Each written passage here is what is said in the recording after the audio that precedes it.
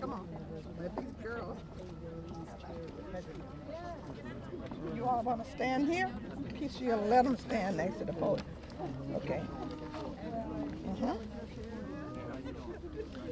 Okay, so we'll just start and we'll just Karen, come on this side by Miss Maloney. Let her move down a little bit, baby, and let her come in. Well, oh, great. Great. Is Mr. Smith? The Republican man. No. Oh, that's so great. Let's get his name. We especially welcome you. We You welcome have you. your Come purple stand ribbon with too? us. Give him Come a stand he with needs us. A purple ribbon too. Okay, but you need a purple. You need a purple one. We have someone to give a prayer if we want it, Dr. Skinner. Okay, Dr. Skinner, certainly. I'm going to give you a purple one. Come on. Okay. Okay, Well, Dr. let me Skinner. stop. Let me stop. Okay, first. okay. Then we'll go to Dr. Skinner. Well, there's somebody's paper on the floor. Thank you.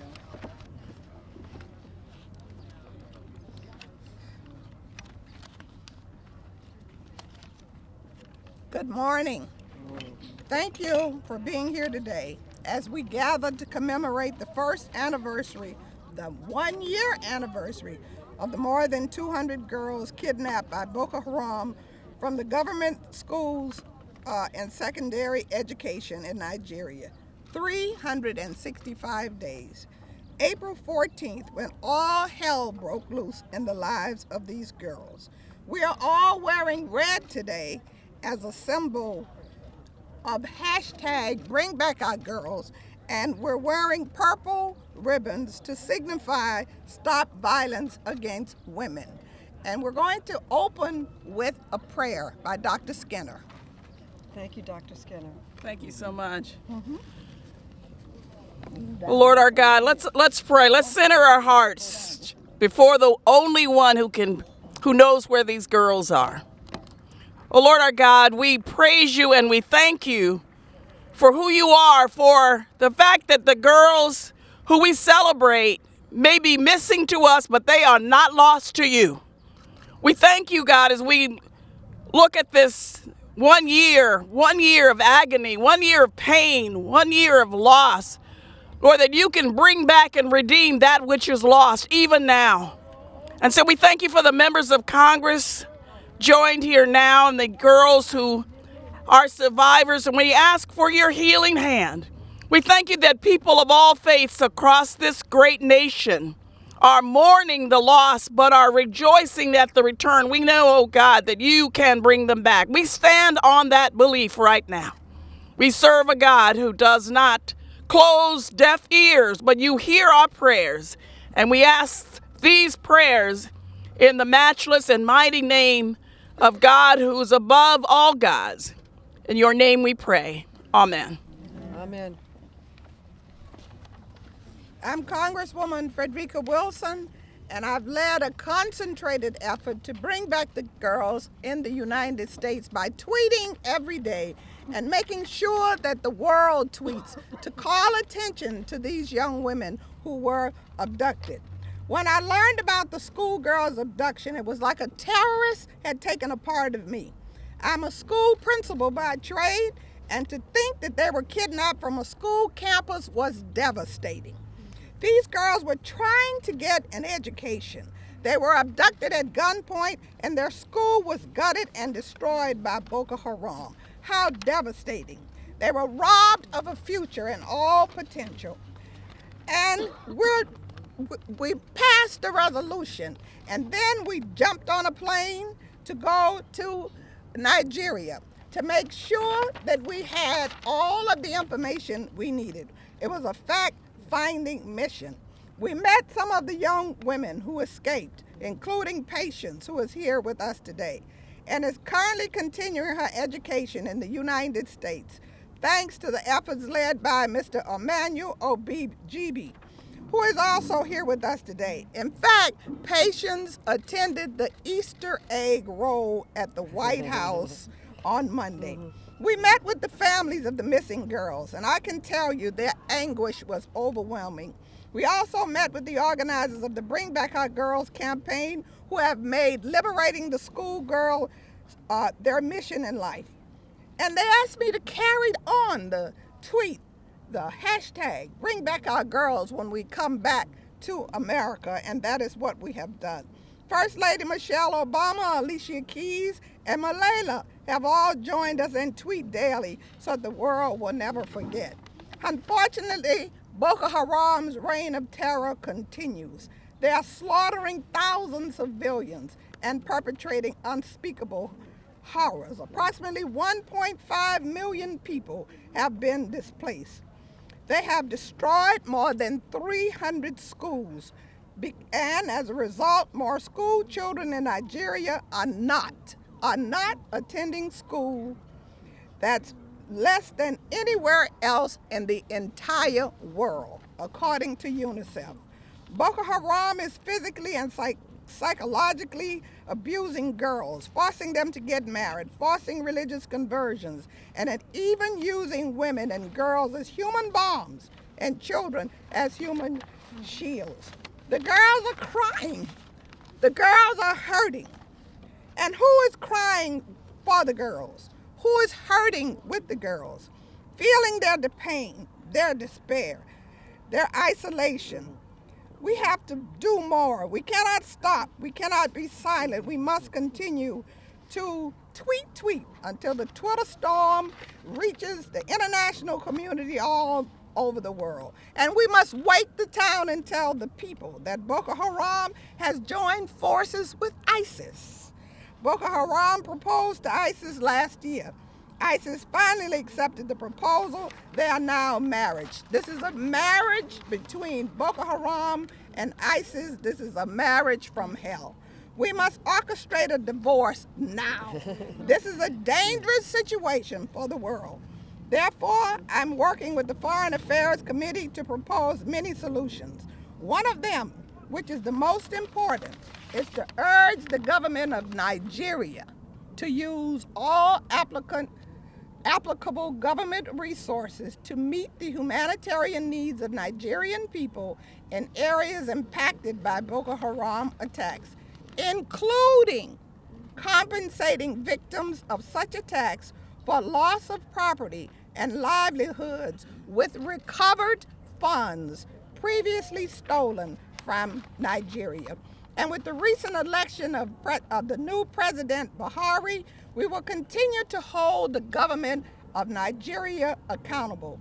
We must continue to pressure for change, for a solution, and for the absolute destruction of Boko Haram by the international community. We're joined with many Congresswomen and men today. Some who will not be speaking, Congresswoman Debbie Dingell, Congressman Kurt Claus, who we're happy to have. He's a Republican. Let's give him a big hand, and he's joining all of these Democratic women, and Stacey Pascott. It is now my honor to introduce to you Congresswoman Carolyn Maloney, New York. She is from the 12th Congressional District, and she has found innovative ways to focus on the abduction and to call the world's attention to their plight. Carolyn? Thank you. I want to thank Frederica Wilson for her extraordinary leadership. She's my very dear friend, my former housemate, and certainly a soldier in Congress to bring back our girls. And I thank all of my colleagues, particularly like-minded men who have joined us today, and all of my sisters in Congress, and really all the people that are here today. We are here to let the world know that we are not going to forget our girls, and that we are going to work in a coordinated, united effort across the world, not just here in Congress, but across the world, to bring our girls back. And we are here today to remember that 1 year ago, 276 young girls were kidnapped from their school in Chibok, Nigeria. And what was their crime? They wanted an education. And Boko Haram, it is a terrible organization. The translation is something like "down with education," and we know that some escaped. 57 girls escaped, and we have 2 precious girls with us, Patience, and Sa, who will tell their story and inspire us to work harder to bring more girls back. And we are working across the world. Yesterday, on the anniversary, there were solemn acts of remembrance all over the world. In Nigeria's capital of Abuja, in the Brasilia, Congo, they all tied red ribbons in remembrance. A solidarity protest was held at the Eiffel Tower in Paris, and a gathering in London to call for the girls to come home. And in my home state of New York, just as the sun was setting, there was a rally first at the United Nations of all people from all over the United Nations representatives, and a walk to the Empire State Building, which at dusk was lit up in purple and red. Red for the missing girls and purple for the violence against women. And we are wearing red and purple ribbons. We are going to call upon everybody in the world to wear red and purple to stop this violence against women. And it seems that the very act of violence, of ripping them away from their families, has tied the world together in a united outrage and armed us with the hope and the determination to bring us back and to bring them back. But feelings and hope are not enough. It is time for the governments of Africa to unite and to act in a common purpose against a common enemy. We thank Chad, we thank Cameroon for putting soldiers on the ground to fight, and we thank the Congo for writing a letter in response to our actions in Congress, saying that they will try to raise money and help in any way and bring a conference to fight back. And it's also time for Western governments, our own government, to provide more aid and intelligence. And I am calling on the World Court to bring charges of war crimes for using rape as a weapon. That is what they are doing to these girls. It is not marriage, it is forced rape. And we have to draw a line in the sand. If we continue to be silent as they continue to abduct more and more girls, it's going to continue. We have to say, this has got to stop.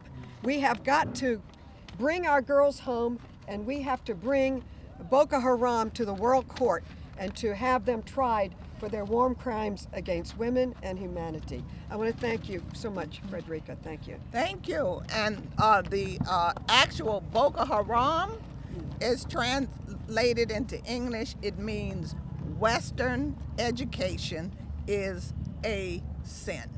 So they do not believe in education at all. And speaking of the United Nations, we have Congresswoman Barbara Lee, who is a vocal force at the United Nations, representing our country and sharing our concerns with the world. Let's hear from her. Thank you very much. I will be very brief and just want to say to, first of all, to our girls who are here with us, your bravery is unbelievable, and we salute you. And this fight is going to continue. And thanks to Congresswoman Frederica Wilson, Congresswoman Maloney, Jackson Lee, Bass, all of the members of Congress, Stacy, who's here today, our Republican colleague. This is a bipartisan effort, and I think the world should really recognize that bringing back our girls is the highest priority that we have. There is no way that 800,000 now girls should have been abducted throughout Africa and throughout the world. Boko Haram is a terrorist organization and should be dealt as such. We are going to continue in my own district. We're part of this effort with banners and with working with our young people who are really outraged about what has taken place in Nigeria. Girls should have the right to go to school, not in fear, not worried about whether or not they'll come home, not worried about whether they're going to be abducted and raped and snatched from their families. It is a crime against humanity, and I do hope that we can get this to the International Criminal Court, because this is something that has got to stop. If it can happen in Nigeria, it can happen anywhere in the world. This injustice, these despicable acts against the girls of Nigeria are so horrible that we have to really feel them as if these are our own children. And that is, I think, what these members and what all of you are saying, that we know that these are our girls and they deserve to be brought back home. The entire world is mobilizing around this effort, and I'm very proud of the United Nations and proud of our own country for being part of that mobilization to bring our girls home. And so I just have to thank you all once again, thank our girls, thank everyone who will continue to participate in this struggle until these terrorists are brought to justice, but more importantly, until our girls are brought back home and not another single girl is abducted from her family. So thank you again very much, and thank you for your And we're leadership gonna on be this. hoping that you will follow up with us and for us We at the definitely United will. Nations. We definitely for are the gonna war continue crimes. to work that on the war crimes issue. Thank you so very much. Thank you. Now, Congresswoman Sheila Jackson Lee of Texas 18th Congressional District traveled with me to Nigeria on a fact-finding mission, and we met the girls there. And now I'm going to let Sheila explain to you what happened in Nigeria and what her experiences have been with working with the Bring Back Our Girls hashtag. Come on. How exciting it is to work with the dynamic women that we see standing here today. Each and every one of them represent a pillar of force. Let me thank Congresswoman Wilson, Congresswoman Barbara Lee, the ranking member of the Subcommittee on Africa, my dear friend Karen Bass, for her striking leadership on the issues dealing with the continent and always being responsive. And certainly Congresswoman Carolyn Maloney, who I've had the privilege of working with on the Equal Rights Amendment and many others. As a member of the House Judiciary Committee, it has been my challenge to work on issues fighting for the equality of women. First, of course, the legislation dealing with preventing violence against women. I'm delighted as well to be here with so many other dynamic women and my colleague from the Virgin Islands. We don't want to miss you, who has been, Stacey, a dynamic contribution, and we ask you to join us. We thank you for your presence. And my colleague from Florida, who we have talked with on many issues, and I'm going to draw him into this. We're going to be working together. I co-chair the Nigerian caucus with Congressman Shabbat from Ohio. We are extremely committed to the issues of Africa and Nigeria. And it was this that led me to lead the delegation to Nigeria with Congresswoman Wilson, Congresswoman Frankel, and our colleague from Texas, the first delegation that went to Nigeria in the midst of the crisis to deal with Boko Haram. We landed in the northern state, Abuja. We had the support of Jubilee. We met with then the families who had come. I remember to this day a father whose child had not managed to escape, as Patience and Sal, breaking down and saying, "I just want my daughter." And we must recapture that moment of April 14th to April 15th, when in the dark of night, these violent and vile persons called Boko Haram exploded into the bedrooms of innocent girls and snatched away their innocence and made them trek out of that place in their pajamas, in their night clothes, and get into a horrible, old, raggedy, rickety truck and travel miles up. Some girls clung to trees, as the stories are told. Some girls managed to get to the camp, and then with their own astuteness and their own sense of their own body and intelligence, slid off into the corners and were able to slide out, get changed clothing, see the light down the road in a house, as the story was told to us, and managed to get on a motorcycle where a good Samaritan took at least 2 or 3 of them on that motorcycle into safety and into freedom. This should not be the life of our children. And I can tell you, when you stand next to Frederica Wilson and Barbara Lee, Karen Bass, and Carolyn Maloney and others, I can tell you that we will not be stopped and we will not be moved. And I just want to share with the dastardly statistics that we're dealing with. 1.5 million persons are now displaced. So we have an internally displaced crisis in Nigeria. 800,000 of them are children. 15,000 have been killed, and they are killing today. As has been said, Boko Haram now becomes a franchise of ISIL. That makes them even more dastardly, and they like to kill and to pillage schools. 300 schools have been destroyed. Hospitals have been destroyed. Muslims and Christians have been killed. And here you will see the artifacts of Christianity being destroyed so that they can intimidate. They leave behind the ravaging towns that are no more because of their sins, if you will. And so I think today is an important day because we are legislators. And as we look to refurbish or rebuild, as Congresswoman Wilson has said, I want to intend to offer an amendment in the appropriations process that will specifically deal with the targeted efforts on Boko Haram. We must take a stand in the United States Congress, both in terms of the authorization of dealing with the crisis in the Borno State, Northern State, but we must also look for the funding. Let me finally say, as we look to continue this effort, it must include, if you will, the revisiting to Nigeria and standing with those women that we met who meet every day under a tree right in Abuja, who have never given up, who have said that we will stand here until the girls are found. I don't want to hear that they are married and they have become Muslims. I can't hear it until I see it. And when I look at Patience and when I look at Sal, I want to say, no, I want to find those girls and find them now. Thank you to the African Union, finally, for what they have done, Chairwoman Zuma, for what you have done in contributing to the military effort with, as Congresswoman Wilson said, in Maloney, Chad, Niger, Cameroon, and Nigeria. But our word is, we shall not be moved, and we shall not cease fighting for those girls and making sure that the collective, collaborative legislative process works to rescue those girls into the loving arms of their parents. That is America, that is Nigeria, that is the world, and that is what we will do.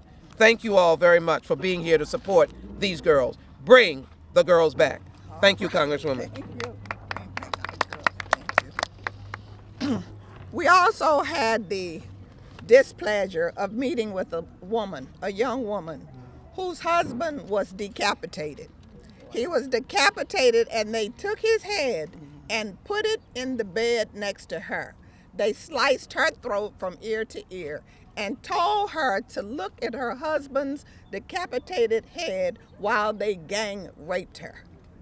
And this is what is happening in Nigeria. She lived to tell the story. She showed us the scars around her neck. She showed us the scars on her arms as they chopped her up.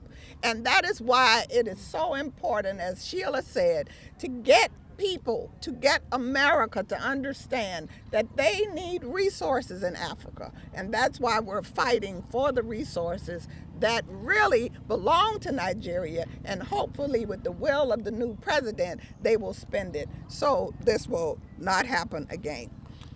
Next, I'm going to bring up Congresswoman Karen Bass, who represents California's 37th district. She is a leader and is the ranking member of the subcommittee that deals with Africa on the Foreign Affairs Committee. Congresswoman Karen Bass. Thank you.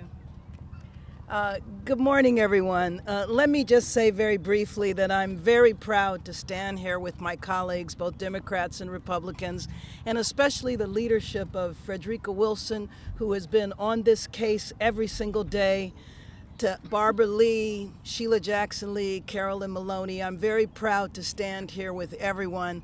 I have to say, as I listened to Frederica just describe the atrocity of the woman that she met, every time we think we have hit bottom in terms of cruelty, it seems like it gets lower. And it's just shocking and sad to say that we are here 1 year later and we still don't know where the girls are.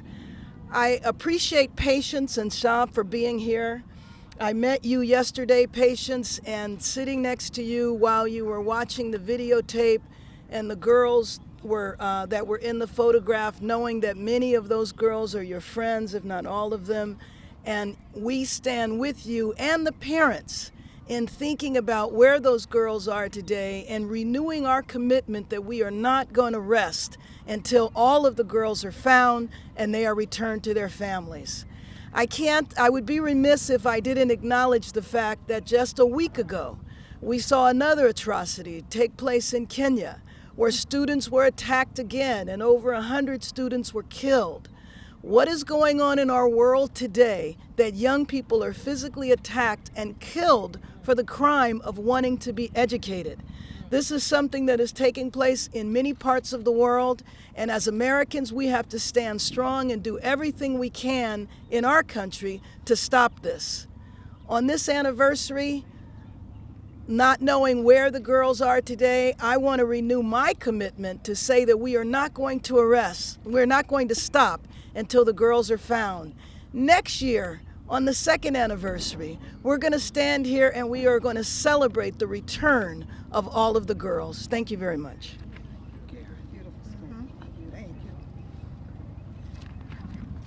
Today we're joined by Mr. Emmanuel Ojibi of Education Must Continue.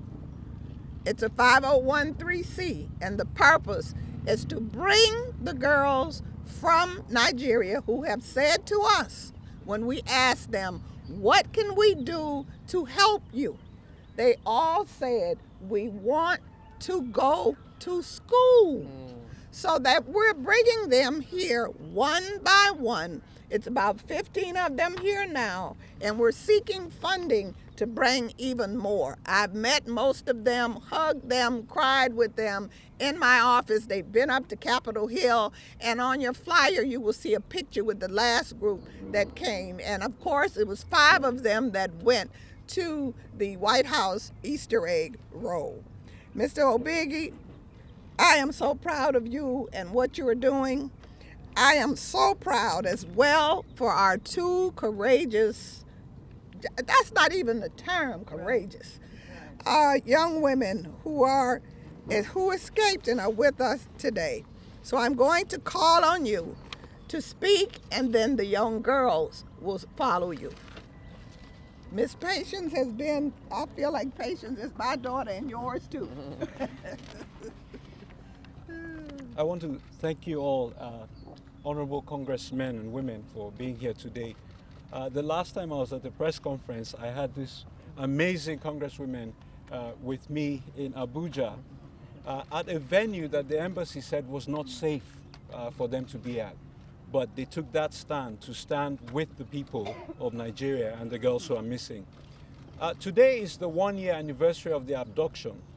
But what many people don't realize is that this makes this particular abduction the second longest mass abduction by terrorists in current world history.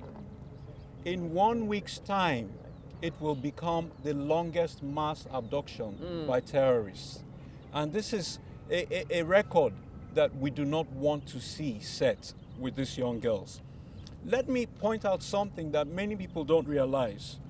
That school in Chibok was built in 1947 by American missionaries Jarrell and Lewis Nia.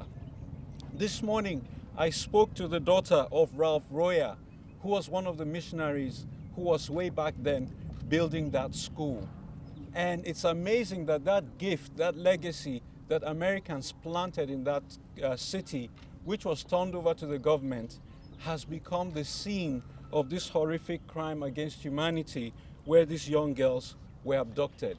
But today, incidentally, is also the birthday of one of the 10 courageous young women who escaped and whom I have placed in schools in the US.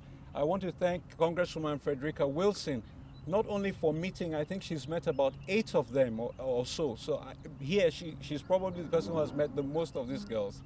And she invited them to the White House last week, and she has also supported our efforts.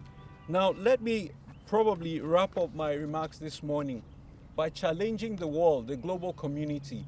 We have the intelligence resources, We have the technological resources to find those girls.